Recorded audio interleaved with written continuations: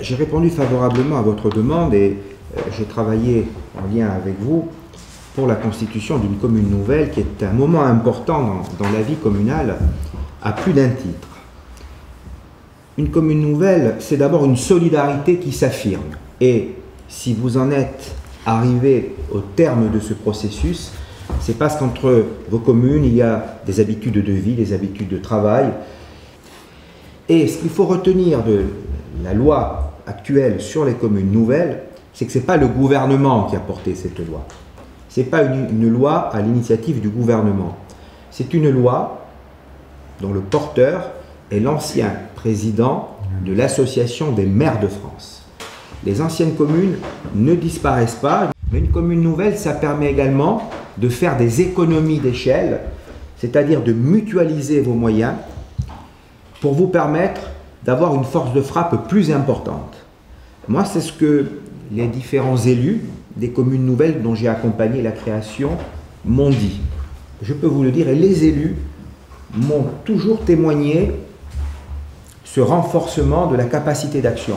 Alors, pour les investissements, mais aussi dans le service de proximité.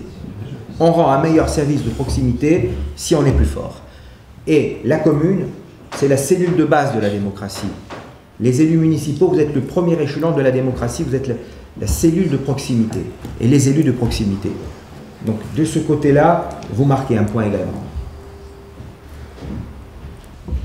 Et vous allez avoir une force de frappe dans le cadre d'institutions qui ont tendance à grandir.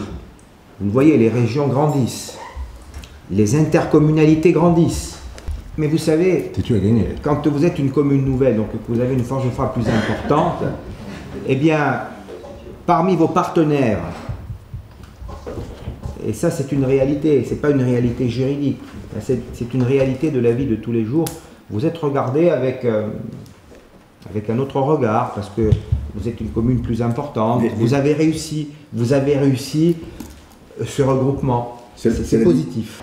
Et donc, le fait que vous ayez pris à bras-le-corps ce sujet, le premier pour le département des Landes, et il est important de le dire, eh bien, vous faites figure de précurseur dans le cadre d'une administration moderne de votre collectivité.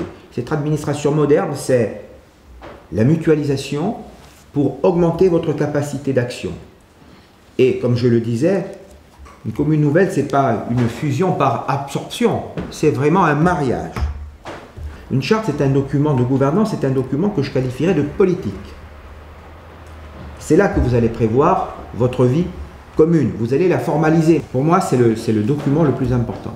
Alors, certes, juridiquement, ça ne peut pas avoir force de loi, puisque ce sont les délibérations des conseils municipaux, mais c'est une charte de gouvernance que vous pouvez adapter.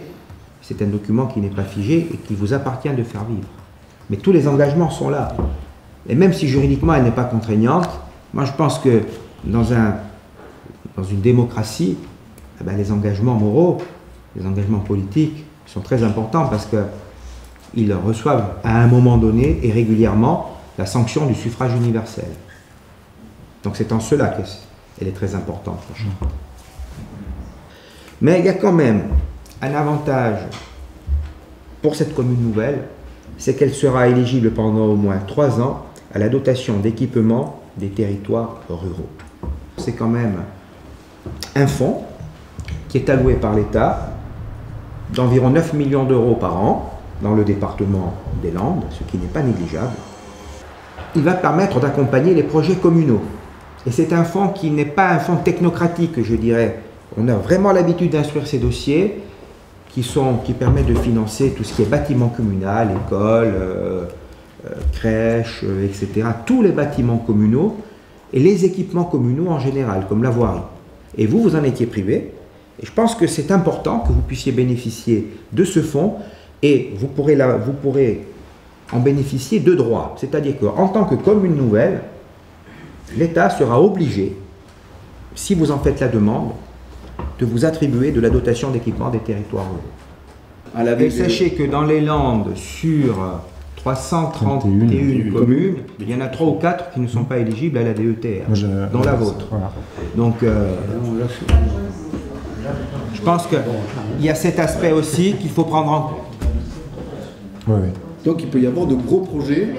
Et donc les conseillers municipaux que nous sommes là peuvent maintenant demander des choses importantes à leur conseil municipal. Je suis toujours disponible.